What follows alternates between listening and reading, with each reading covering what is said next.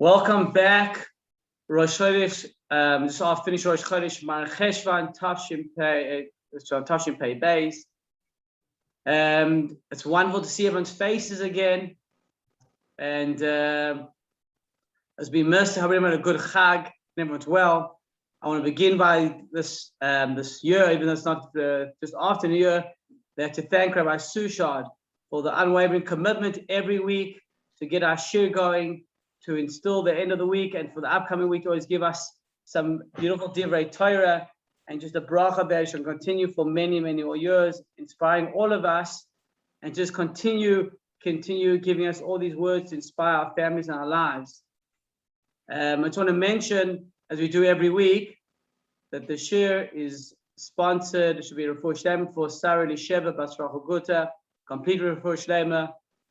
It's sponsored also Leilu Nishmas, David Mina, also Chaya Rivka Bas, Tzaddik Shmuel, by the Shamer family, Norma Teresa Metz, or Lindy.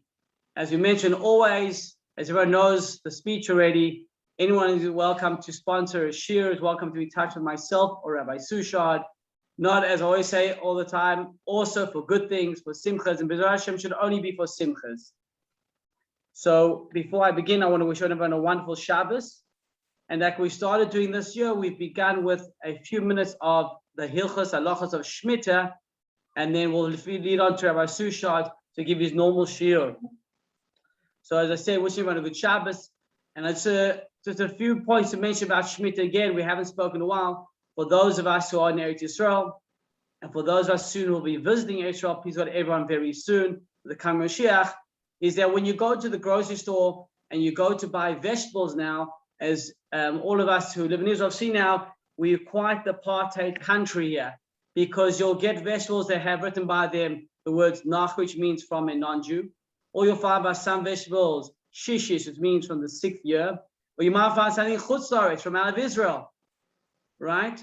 So you'll probably become accustomed to it, but just to speak about what these things are, is, as we said, we know that the fruits that are grown in Israel by a Jewish farmer is considered holy, and you're not allowed to sell them.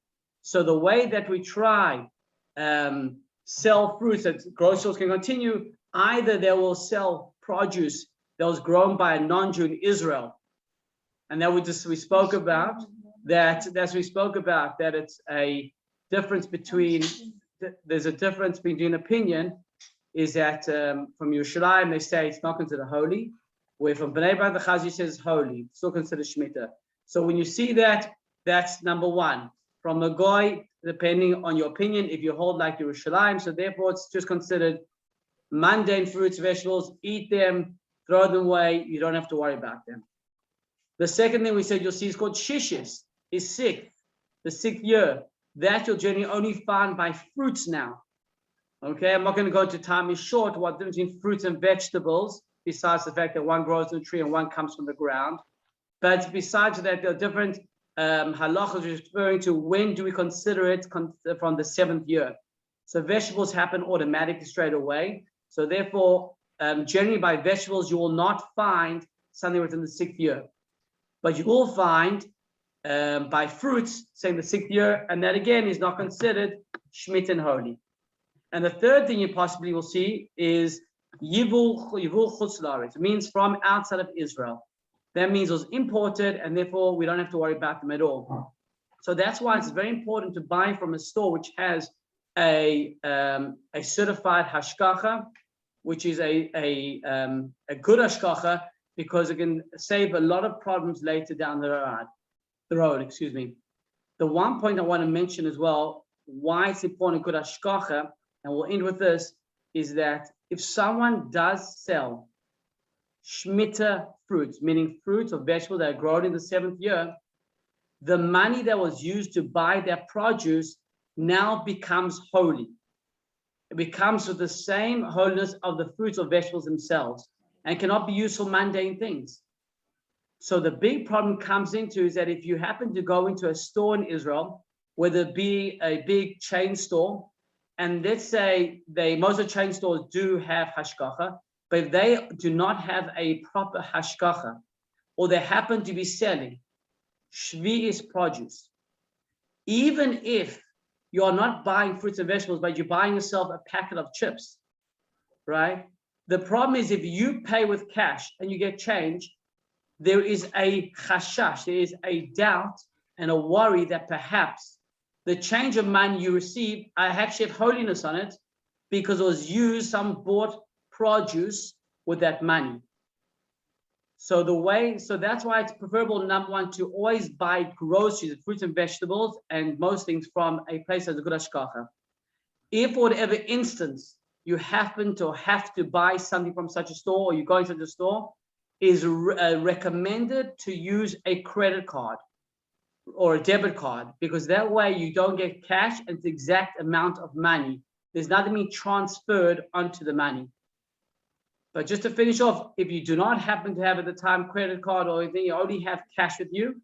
So the Rabbanim Paskin, the halacha that nowadays, since Shemitah is only the Rabbanon, and for a few other reasons, it would be okay if you have no other choice but to use cash in such a store. So there's just a few points to put out there. If anyone has any more questions or any misunderstandings, please be in touch with Rabbi Suchard or myself. We're happy to help you. Wishing everyone a wonderful Shabbos and a wonderful, wonderful week and a Chodesh Tov. Abba. Okay, thank you very much. Thanks, Naftali. And so nice to see everybody and to all the names.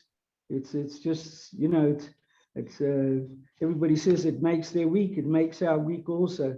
It's been a long yontiv and we have a lot of walking back and forth. So therefore we took off these last Thursday nights, but yontiv just finished. And now we're back in the Shkolim mode, so we're back in the saddle again.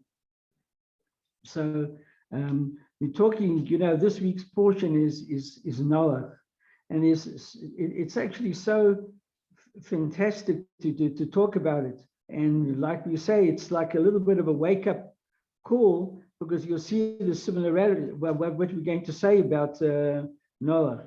So the question is that it says that Noach was a righteous person in his generation. So according to some opinions, he was righteous. He would even been more righteous in the time of Abraham.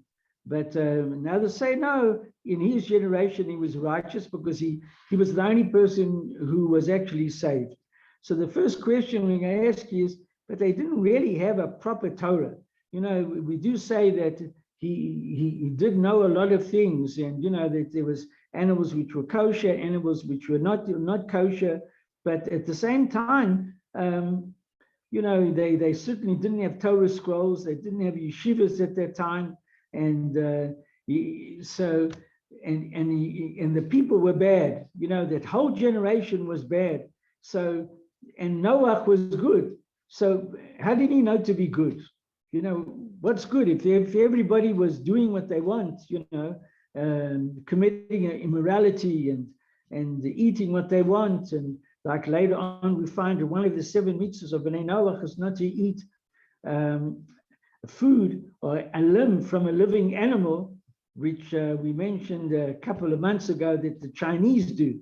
And that's why so much bad comes from China, and also this COVID.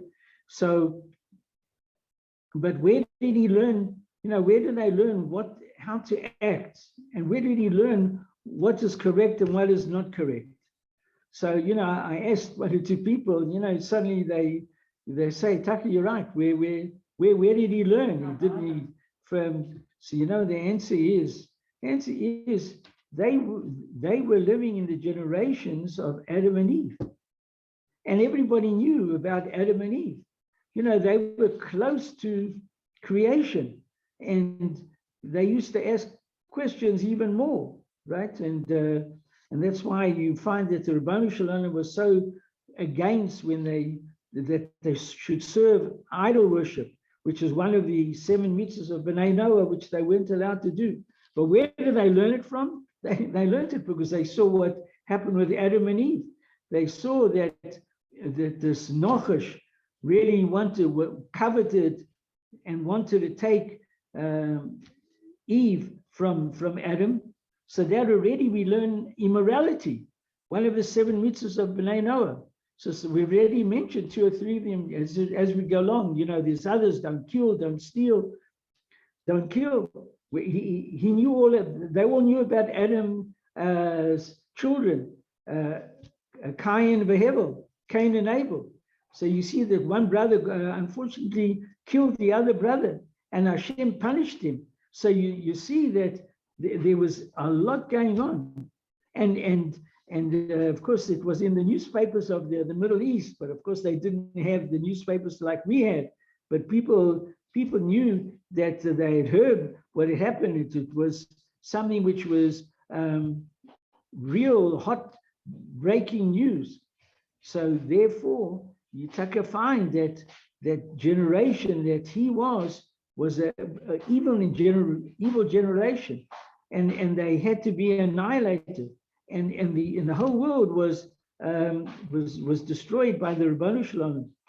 So that's one of the reasons, like we mentioned, a wake-up call, because Hashem spent 7 days. 7th day was Shabbos. The first 6 days was created to create the world, and then Hashem obliterated. He took away the world, and Vatishachet haaretz, the world was corrupt, and he brought them up. So and that itself is a wake-up call, that if people are so bad, then something's going to happen. And everybody just about, I had an opportunity to speak a few times here in Santon, but I heard many drushes from other rabbis. There's plenty of them around, and everybody touched on the COVID. There's just no question about it, mostly. And why? Because one would think that it's beginning to wane, W-A-N-E, to disappear. But it's not.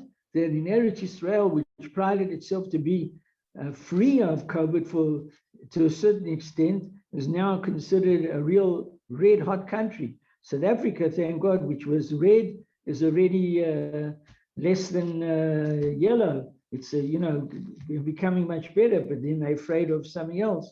And today I heard that somebody said in one of the schools that the whole of the matric class has been put into one of the David schools has to put into bidud, quarantine, and problems with the nursing school a little bit. So you see that it's something which is actually prevalent. It's something which is actually going on, and it's something to fear, and something that people really have to take note. And that I just want to bring out. I actually want to say a few things in support of those rabbis who say that he was a complete tzaddik, right? Of course, we'll say at the end that he wasn't Avram Avinu, because the Jewish nation didn't come from Noah. But Noah looked around and he saw what was going on. He saw what happened with Adam and Chava, that they were chased out of the Garden of Egypt. He saw that how the snake was punished. He saw that how that Cain who killed Hevel, that he was punished. So, and he took note. And that's the first thing. The first thing is to take note, to look around and say that, we all, I don't think we could all consider ourselves that beyond being touched. Please God, none of us should be hurt in any way, but people have to continue to wear masks, and to continue to be careful, and to continue to take all the vitamins and whatever is over there. And of course, the question is a third right shots or third and right shots. That's not for us to discuss. But the main thing is to be extra careful and to see what's going around us. And when one sees what's going around, then a person can actually do the right thing. It's interesting that we also, maybe a few months ago, we gave a drosha, which I always love to give, is the ability to say no. See, you know that if you're not allowed to eat pork, you're not allowed to do this on Shabbos, and you're not allowed to do something else on Yom Tov, and you're not allowed to face mixed milk and meat together, and you're not allowed to commit adultery. You're not allowed to do so many things. So it is an important ability to be able to say no. And if you learn to say no, then when you have the test and the challenge, then you say no. And we remember, we always mention when especially the presidents of the United States, the most powerful man on earth, really, on paper, and Taki can do anything, but they did the most terrible things, and he showed in front of the whole world, he just about committed adultery, but he did naughty things, right? Because he's not used to saying no. So we have the Torah that we learn to say no. So you know what we learn from Noach? The ability to say yes. How do you like that? That when Hashem says build an ark, and it sounded preposterous, it sounded crazy, that there's going to be a flood, and he's going to be a captain of a ship, and taking all the animals, but he said yes. And when the flood waters come, some say Rashi brings down that he had to be pushed a little bit into the ark, but he went into the ark, right? You have to say yes. And Hashem said, take in food and say, do this and do that. And for 1 year, he had to, be a slave to the animals. He said yes. Rabban Shem, I have to say yes. So in one of the speeches that I spoke, so anyways, I don't think just about anybody's listening to hear of them, because the one speech I said was on a Friday night, and then it was also people were afraid of COVID. It was in the middle of between Yom Tov and middle of Sukkot. So there was maybe, I think, only 50, 60 people in shul. So certainly nobody on the screen, I think, had heard it. And then the speeches were mainly about, we said that the COVID is, like we mentioned some time ago, is a third world war. But what was the main point of this idea of comparing it to a third world war? He says, what stopped the third world war? When did it stop? You know when it stopped? It stopped, of course, of Hiroshima, and then there was etc., and Nagasaki. But you know what? It stopped when Germany and Japan threw in the towel. They wore, it's like they raised the white flag. And you know what they did? One word: surrendered. They surrendered. They realized that 5-6 years they were trying to dominate the world and causing millions of deaths. And then they saw that they weren't going to win. And you know what they did? They actually had to surrender. We said that's why on Yom Kippur we wear white, that we surrender to the Rabbanu Shalom. Rabbanu Shalom, we surrender. You gave us 630 mitzvahs, 365 negative mitzvahs, like to say no. And what we're adding tonight is 248 positive mitzvahs. Puran tzitzis, make kiddush on a Friday night, sit in a sukkah, take a lulav and esrog. You've got to be able to say yes. Rabban Shalom, we don't argue with you, we surrender, right? We don't duck and dive. Many people, unfortunately, we duck and dive. Shabbos begins 6 o'clock on a Friday night and ends at 7 o'clock, and in between you chap around a kiddush, and that's it.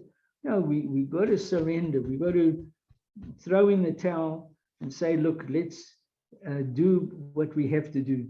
And I think that's the main idea from it. And where do we learn it from? We take a learn of Noach. That Noach was he was a special person. Today again, I was looking. If you look in after, I think, Hamishi in this week's Parsha, in the Noach, when you get a chance in Shabbos, you'll see that Hashem said there's going to be no more floods, and he's going to bring the rainbow. And who's he talking to? To Noach. He's not talking to Abraham or anybody else. He's talking to Noach, who represents the entire world. And he told them, he told Noach that don't worry, you can continue to have children, you can continue to carry on and fill the world, because no more am I going to do that. So you see, Noach was something. We'll see at the end a little bit why he wasn't an Abraham, but he did it. Then there's the interesting question, and if anybody can come up with a better answer and a good answer, I put it to all of you. Up until the flood, and until the end of the flood, people were vegetarians. People were not allowed to kill. You weren't even allowed to have chicken soup on a Friday night, right?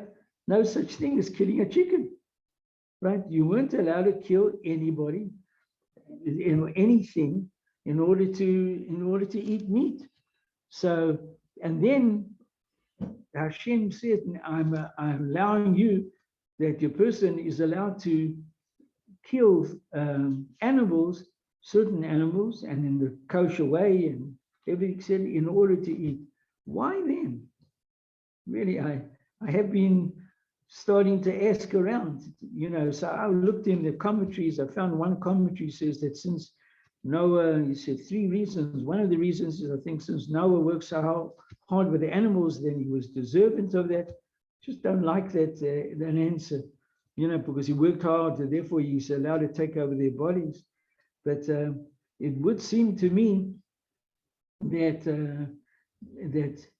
meat is a delicatessen. It's a delicacy. It's something which people enjoy. It gives strength. It's later on, and the truth is, now this is very interesting also. I haven't really seen anybody talk about these things, but the Zohar, the holy book of the Zohar, says that God looked in the Torah and created the world.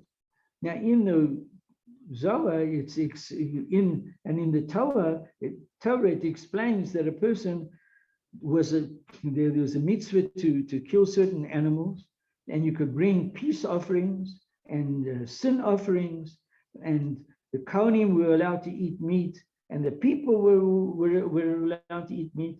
So you see that it was God's plan from the very beginning that a human being was allowed to kill an animal in order to eat, right? And it's not a sin. God says in this week's parsha says a man's not allowed to kill another man, and you're not allowed to eat meat from a living animal. But they were allowed to, but only in this generation, because from the generation of Noah, because he was a tzaddik. It was one man who stood out, and then already Hashem was allowing what his intention was, that a human being was allowed to eat meat, right? We don't find that a goy, if he slaughters the animal, not ritually that he has to be put to death or anything like that. It's very interesting. They don't have our mitzvahs, and the way the Jewish, what was done in a Jewish way is what considered a correct way, and in the least amount of harm or least amount of pain to an animal. But maybe as a reward to Noah, that this was a man of integrity, this was a man who stood up against the world. He said yes to Hashem when everybody pooed and they threatened to kill him. And when if it rains and he goes into the ark, they weren't going to let him in. And of course, Hashem, the Gemara brings down there, the Medrash says that Hashem surrounded the ark with bears, that the people couldn't come near to Noah to do any harm to him. But so Noah already brought this out. And then even now, and before the Jewish people came, before Abraham, it says that Hashem tells Noah, I'm going to put the rainbow in the air, and when you see the rainbow, you will know that it's a sign that my promise to you is that there will never be another flood to flood the entire earth. Well, I did it once. Hashem says, I'm not going to do it away. I do it again. So you see, Noah was the recipient of all these beautiful promises and the opportunity to eat meat. And Hashem allowed man to eat meat because meat is delicious, and meat does give people extra strength, but they had to be worthy of it, and in order to be worthy of it, so therefore it had to be that they had to show that they were obedient to Hashem, and Noah was the person. I sort of think that that's the answer, but a very interesting question that from 10 generations, the Gemara says there were 10 generations from Adam until Noah, and all those generations, I don't know if anybody ever killed to eat meat, but certainly the permission officially was given only to Noah at the time of the flood. And what was his greatness? His greatness was not only did he say no to do things wrong, but he said yes when Hashem asked him to do that which was correct.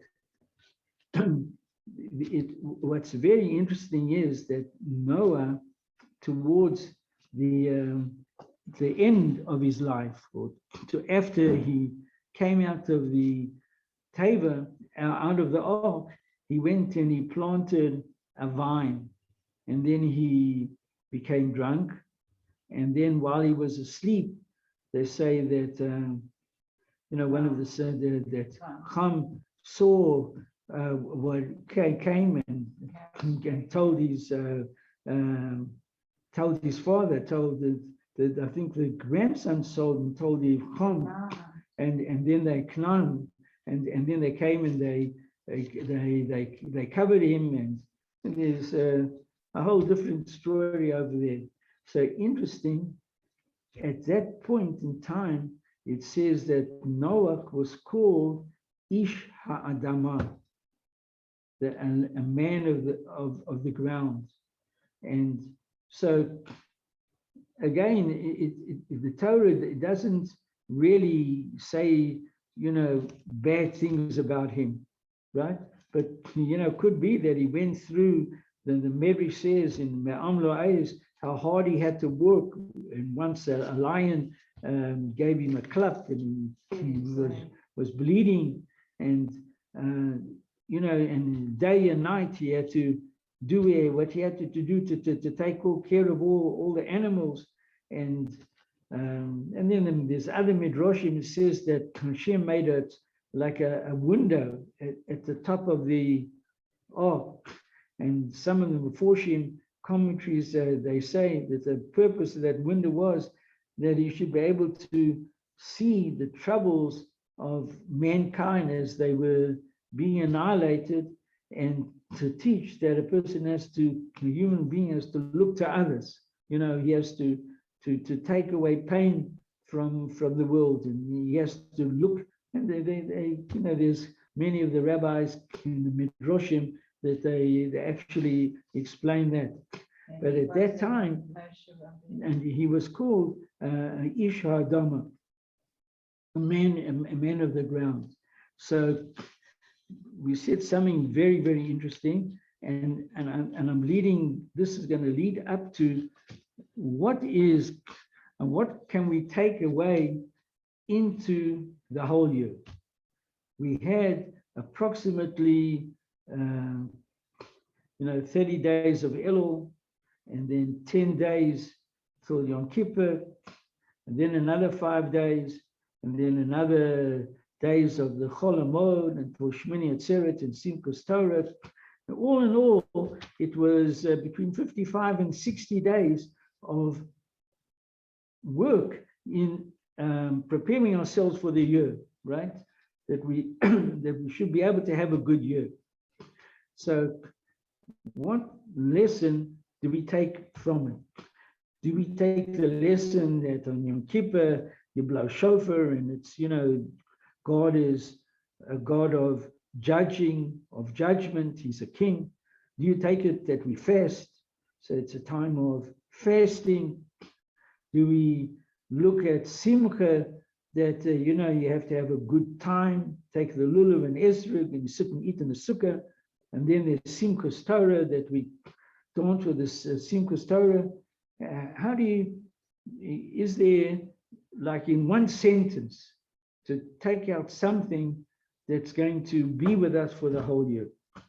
So we said like this, which is very beautiful. We said that on Yom Kippur night, we say, O Zarul et Tzadik. It says Hashem brings a Tzadik, he's like planted in light. Then it says, those who are righteous of heart have simcha. That simcha means to be happy. And we said in the Sheva Brachas, if you just remember this, it says God created simcha. Asheboro soson v'simcha. So what does it mean that Hashem created simcha? This is, once a rabbi was talking about it, so one of his balabatim said to him, hey, Rabbi, this is what we said on the Friday night, and none of you, I think, were there, that, hey, Rabbi, if you tell me that the Torah has to tell us, or the Shulchan Aruch, the Code of Jewish Law, how to keep Yom Kippur, right, that we have to put on tackies and wear white and fast, I understand. If you want to tell us how to keep Tisha B'Av, that also I can understand. You know how you keep Tisha B'Av? Got to sit on the floor. You have a special meal before the fast. You don't put on tefillin. You put on tefillin in the afternoon. Okay, simcha, happiness. You don't have to tell me that Hashem created simcha.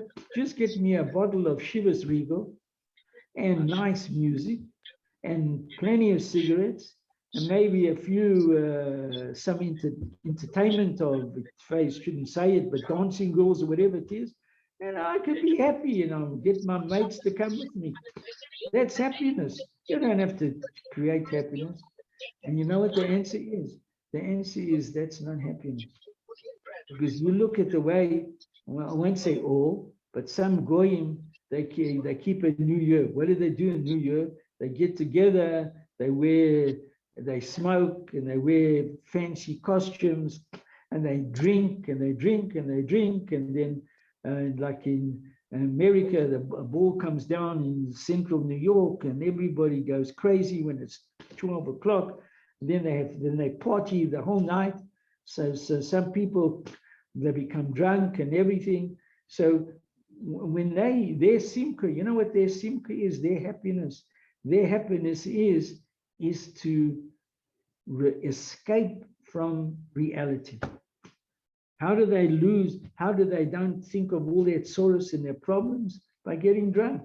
And of course, when your person gets drunk, he does many things incorrect, wakes up in the morning with a real headache for all the things that he's done wrong, especially if his wife has been watching him, right? So the person is, it's just escape from reality.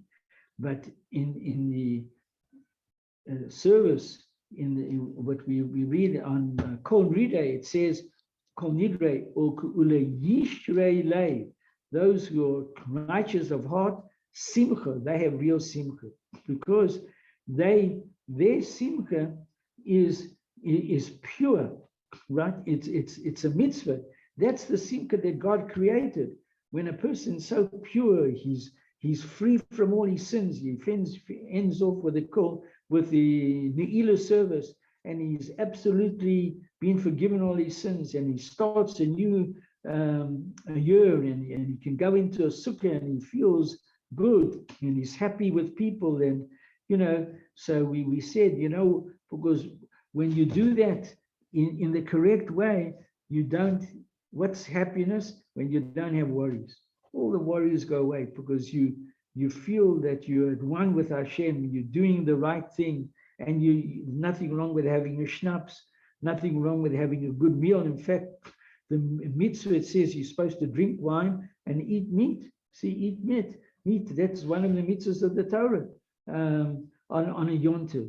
That brings simcha, and together with the family, and all go into the sukkah together. So so the enjoyment is not an escape, but really doing the right thing. So my Rashiva, Rabbi Gifta, said it's so beautiful, and then I'm going to tell you a story, explanation that you'll never forget. So that Rabbi Gifta said that it says that in all the sacrifices, you were allowed to put salt, because what does salt do? Salt brings out the taste of something. You have a hard-boiled egg, you put some salt, it really tastes good. You have a piece of meat, and it's, you don't feel, you put a little bit of salt, it takes the essence, and you feel the essence. But honey was not allowed to be brought in the Beis Hamikdash. It says they weren't allowed to bring honey as on the altar. Why not? So Rabbi Gifta says, you know why? Because honey hides the food. Honey doesn't bring out the food. If something doesn't taste good, and you have a piece of meat, and the balabosa didn't do justice to that piece of meat, you ask for ketchup, and you drown that piece of meat in ketchup, right? Because you not to offend them, so you say you drown it in something else. So he used to say that even like nothing wrong with going to college and getting a degree, but that doesn't make a person into a mensch. It's just an exterior veneer. He used the word veneer. It's only surface. Only when a person does the right things, goes, learns the Torah and practices, then he actually becomes good, and then he becomes something which is wholesome. So there was a person that used to learn in Tells that he was an Ilui. He was, very well known. His name was Rav Mordechai Pogromansky. So he said there's a verse in Tehillim. Now this we're going to end off with, and this is what we want to take with in the entire year. It says, Ashiru la Hashem. It says in Tehillim, I will sing to God, Ki gomal alai, because he has nurtured me. The word gomel means to raise, to nurture someone, to develop a person. He says, Ashir Hashem ki gomal alai. So he said like this, imagine a little baby who's in the arms of a mother. So the baby is oblivious to what's going around, but she feels secure in the arms of the mother. What happens if the mother is going to shop, right? In South Africa, she goes to Pick and Pay or to Moshe's. in Eretz Israel, you go to Osha'at, right? One of the supermarkets, right? And the baby's there, and the mother's hassling and this and that, but the mother's holding the baby.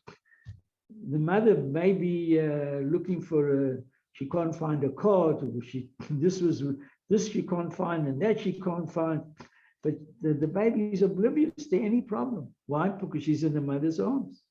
What happens if, God forbid, like went through Jewish history, that there's a pogrom and people have to leave their homes or they have to run away, and the baby is in the arms of the mother. Baby doesn't know that there's any danger. The baby doesn't know that they're running away, because the baby, I'm in my mommy's arms. So it says that's the way a person has to feel. That's real simcha. When you're doing a mitzvah, when you're living a correct type of life, you're doing what you're supposed to do, you're living a Torah life, then it's Ashir. I will sing to Hashem, Ki Gomel Alai, because he's nurturing me. I mean, God's arms. If I'm in God's arms, I don't have to worry. It's going to come out good. I'm trying to do what I'm supposed to do. I'm throwing my trust onto Hashem. I'm in his arms. So wherever I am, just like the baby, wherever the baby is, he doesn't care, because wherever the baby is in the mother's arms, the mother is facing all kinds of challenges. What that's got nothing to do with the baby. The same thing, that when there's all kinds of challenges, Hashem will take care of it. Hashem, we have to trust in you. We're doing, as long as we do the right things. So all in all, we, like in one sort of summary, we said that so much we can learn from Noach. At the end, he was a ish adama, he was a ish tzaddik, and at the end, he was a man of the field, like it says, because of the time that he drank from the vine, and he got intoxicated. But at tzaddik he was. But of course, he wasn't like Avraham Avinu. And that's, we'll speak about Avraham Avinu face. Why was he different? And Hashem waited another 10 generations, and then he started the Jewish religion, and the Jewish people with our forefather Avraham Avinu, and that we'll understand. But the idea behind what we're saying is that from all the chagim, and from all we left, the highs and the lows and the blows and the tekiyas and the fasting and everything else, at the end is that it's that Simchas Torah. And why the Simchas Torah? Because it's a pure Simcha. Everybody had a beautiful lunch or a beautiful few good schnapses and everything, but it was dancing with the Sefer Torah, as if to feel that we're in God's care, in his embrace. Then we don't have to worry that our daigers will fall away. And that's somehow, if we can cling on to that during the whole year, when we face challenges and we find things a little bit difficult, then we can say, Rabbanu Shalom, you're in charge. I surrender my whole life to you, my no's and my yeses, and then we'll be successful. Thank you.